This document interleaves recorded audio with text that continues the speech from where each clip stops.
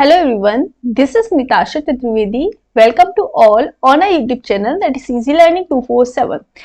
और जैसे कि आपको पता है मैं KVS PGT कंप्यूटर साइंस की क्लासेस ले रही हूँ और हम लोग ने लास्ट क्लास में कल हम लोगों ने कुछ क्वेश्चंस करे थे जो सोसाइटिकल इम्पैक्ट के क्वेश्चंस थे।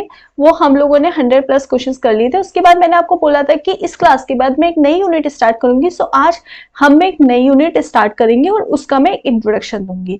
सो अभी जैसे कि सभी लोग मुझसे पूछे थे मैम आप डेटाबेस कब स्टार्ट करेंगी, पाइथन कब स्टार्ट करेंगी।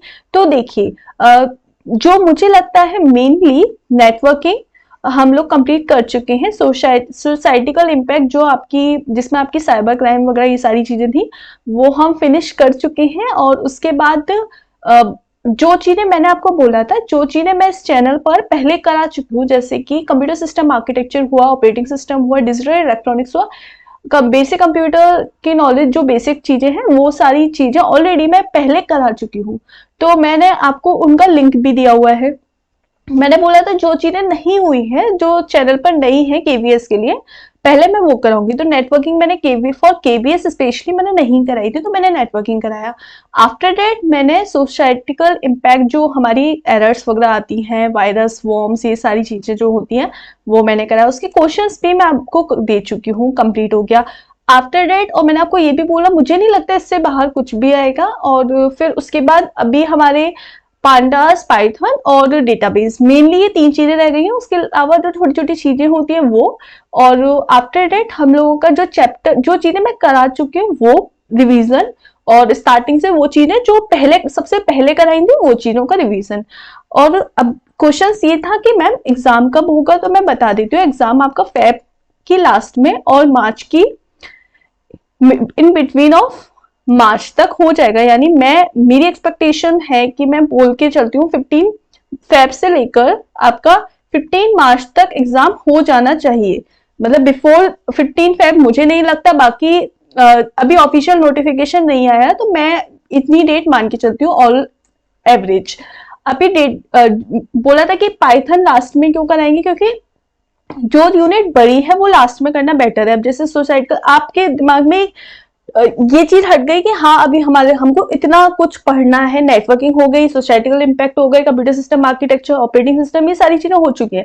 तो जो एक प्रेशर होता है ना कि अब हमारे पास रह के गया, तो मेनली जो अब 3 यूनिट है बड़ी बड़ी, डेटाबेस मैनेजमेंट जिसके अंदर हम एसक्यूएल भी करेंगे, उसके बाद पांडास और पाइथन, ये 3 चीजें हैं। अभी डेटाबेस खत्म हो जाएगा ऑलमोस्ट हमारा। इस यूनिट को मैं मान के चलती हूँ कि 8 से 10-12 क्लासेस के अंदर खत्म हो जाएगा। और फिर उसके बाद पांडास एंड पाइथन। तो मैं कोशिश करती हूँ कि आपके 20 जनवरी से मैं पाइथन स्टार्ट करा दूंगी। साथ के साथ आपके थ्योरी वाइज भी चैप्टर कोशिश करूंगी कि वीक में देती रहूं। तो आई विल ट्राई कि मैं before first week of Feb तक आपका जितना भी सिलेबस है वो एटलीस्ट एक बार कंप्लीट कराने का ट्राई करूंगी। बाकी तो चीजें है, अगर आपको एक्स्ट्रा टाइम मिल जाता है, पेपर लेट होता है, तो हम चीजों का रिवीजन भी करेंगे। लेकिन फर्स्ट वीक ऑफ फेब तक मैं जो चीजें हैं जितनी भी मोस्ट इंपोर्टेंट या ज्यादा बार पूछने वाली, या एक बार पूरा सिलेबस का इंट्रोडक्शन क्या क्या एटलीस्ट होता क्या क्या है, वो एक बार देने का कोशिश करूंगी फर्स्ट वीक ऑफ फेब तक। I will try my best. और अगर मुझे लगता है समय ज्यादा है पेपर और थोड़ा लेट शिफ्ट हो जाता है तो रिवीजन भी करूंगी। अभी बात करते हैं डेटाबेस मैनेजमेंट। आज हम सबसे पहले कोई भी चैप्टर करने के लिए आपको क्या जरूरी है, सबसे पहले कोई भी चैप्टर करने के लिए आपको जरूरी है उस चैप्टर की बारे में समझना, उसका सिलेबस समझना। तो डेटाबेस मैनेजमेंट एक चैप्टर दिया है, और देखिए ये हमारी बुक्स है, 4 बुक्स, चारों एनसीईआरटी है। और बुक के लिए मुझे नहीं लगता एनसीईआरटी के बाहर थ्योरी आपको पढ़नी है। ज्यादा से ज्यादा आप यूट्यूब की और गूगल की हेल्प ले लीजिए। इससे बेस्ट बुक्स नहीं लगी मुझे चारों, आईपी, सीएस, आईपी और सीएस। अब देखिए जो डेटाबेस मैनेजमेंट है, मैं चैप्टर कराने से पहले उसका एक इंट्रोडक्शन देती हूँ इस तरीके से कि जो डेटाबेस मैनेजमेंट है वो हमारे कंप्यूटर साइंस नाम के चैप्टर में, कंप्यूटर साइंस नाम की बुक में, एनसीईआरटी कंप्यूटर साइंस नाम की बुक में, यहां पर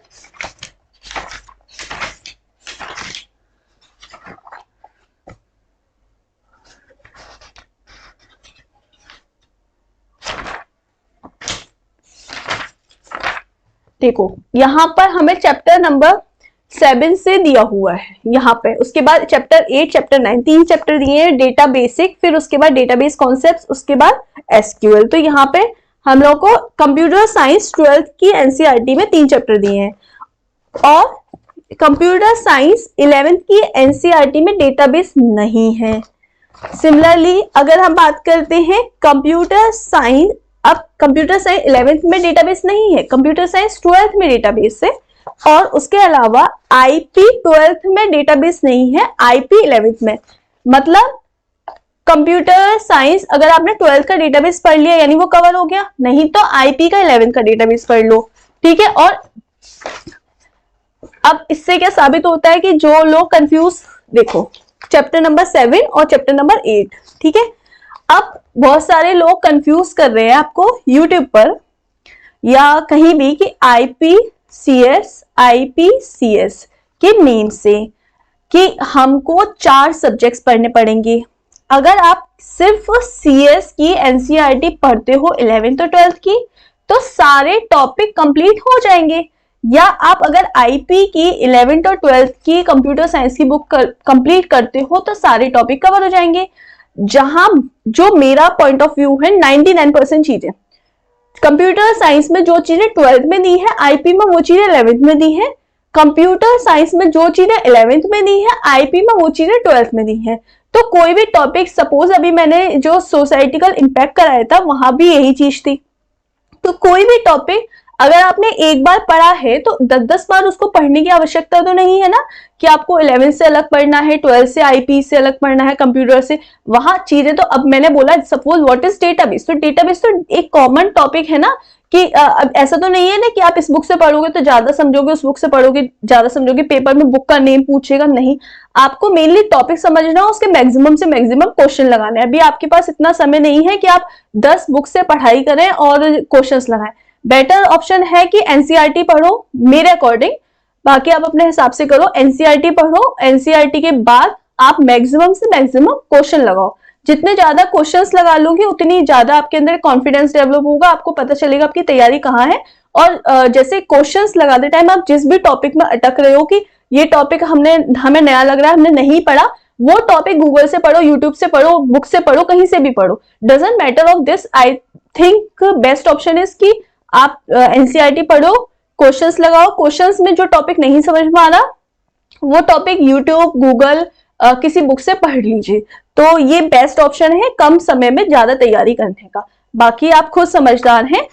देखिए तो डेटाबेस मैनेजमेंट, ये इसमें हम लोगों को जो केवीएस है, केवीएस ने सिलेबस में इतना डिटेल में एक्सप्लेनेशन दिया है और चीजों को 2-2 बार, अगर उन्होंने 11th और 12th का पोर्शन कवर किया है तो 11th और 12th के पोर्शन को भी 2 बार दिया हुआ, इतना डिटेल में एक्सप्लेनेशन किया कि अगर आप टॉप सिलेबस समझ जाते हैं तो डजंट मीन कि शायद किसी बुक की भी नीड है। उस टॉपिक को उठा के गूगल सर्च करके पढ़ के या यूट्यूब से पढ़ के भी आप चीजों को कवर कर सकते हैं।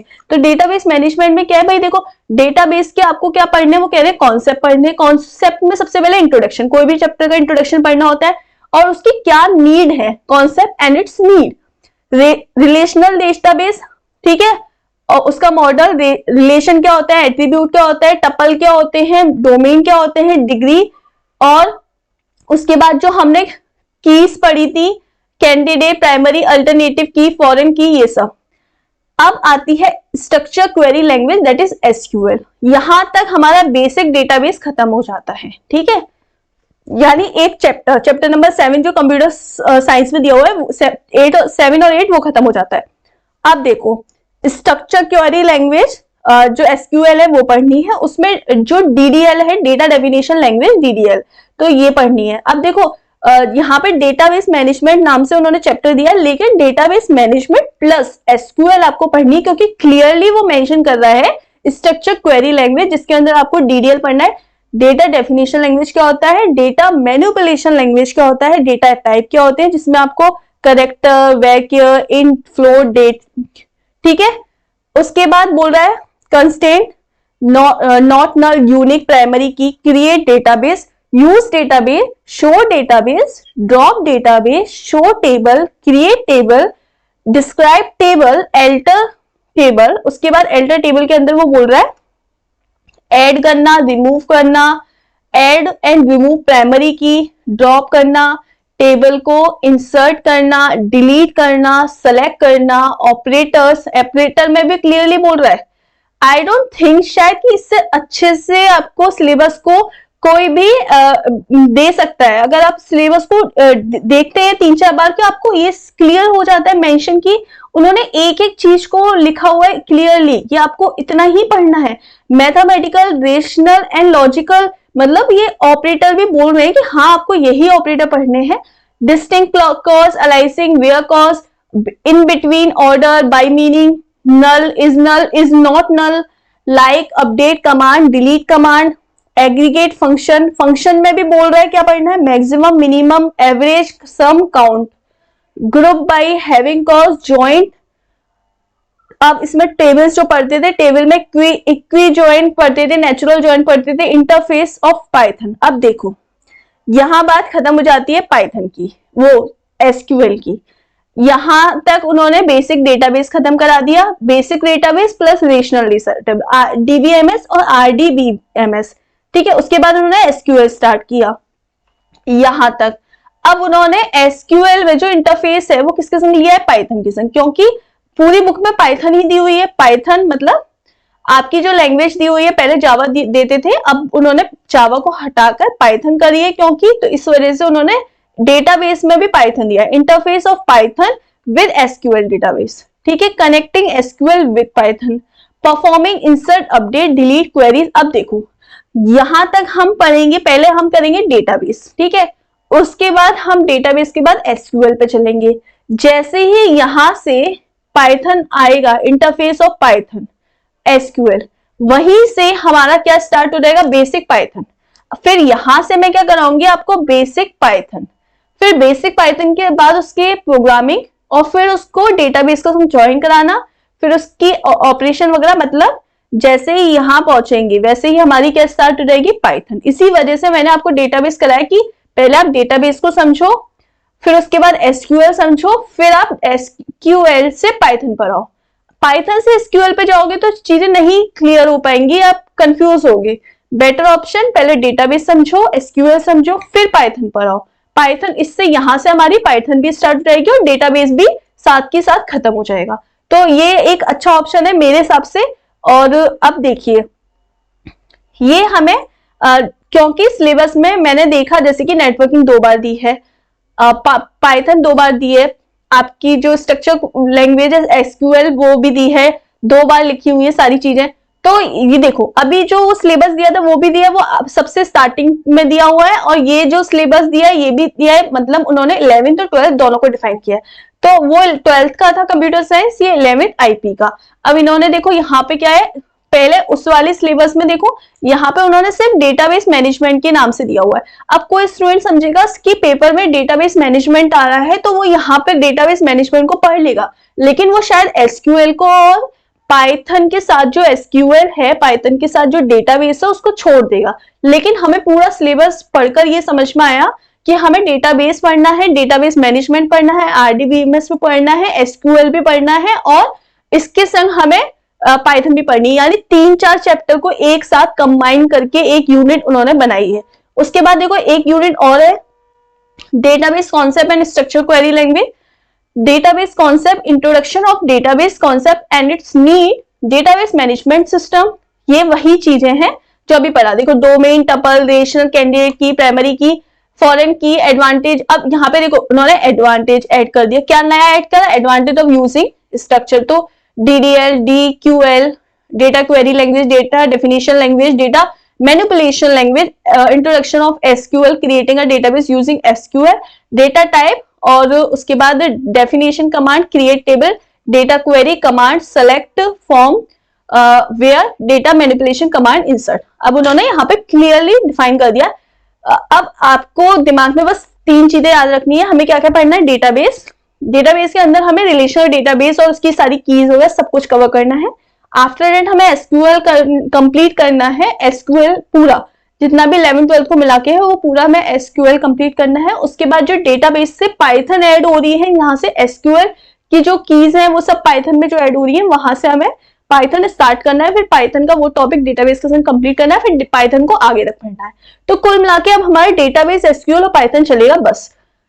और ये चीजें अब मैंने आज आपको ये बता दिया कि हमें किस तरीके से पढ़ना। कल से डेटाबेस स्टार्ट होगा और फिर डेटाबेस खत्म करते करते जैसे ही डेटाबेस का लास्ट होगा वैसे ही वहां से पाइथन स्टार्ट रहेगी। डेटाबेस खत्म होगा एक साइड पाइथन स्टार्ट हो रहा होगा, पाइथन खत्म होगा फिर पांडास स्टार्ट हो जाएगा। तो आई थिंक ये बेस्ट ऑप्शन है। और हम बस अब चीजें बेसिक खत्म हो चुकी हैं, अब थोड़ा एडवांस आ रहा है, तो थोड़ा बी सीरियस, सबको पढ़ना है अच्छे से। अब बस अब ये जो डेटाबेस है कोशिश करूंगी 10 क्लासेस के अंदर खत्म कराने की कोशिश करूंगी, 10 क्लासेस के अंदर पाइथन स्टार्ट। यानी मुझे जो टारगेट है वो 10 फेब से पहले आपका पूरा सिलेबस खत्म कराना है एट एनी हाउ। तो अभी बस कितने दिन है हमारे पास, ऑलमोस्ट 1 महीना है, ठीक है। तो बस चैनल पर नए हैं तो जुड़े रहें, ऐसे ही प्यार देते रहें, ज्यादा से ज्यादा चैनल को सब्सक्राइब करें, लाइक करें, शेयर करें। मिलते हैं कल की क्लास में डेटाबेस के साथ, ठीक है। Good night, have a nice day.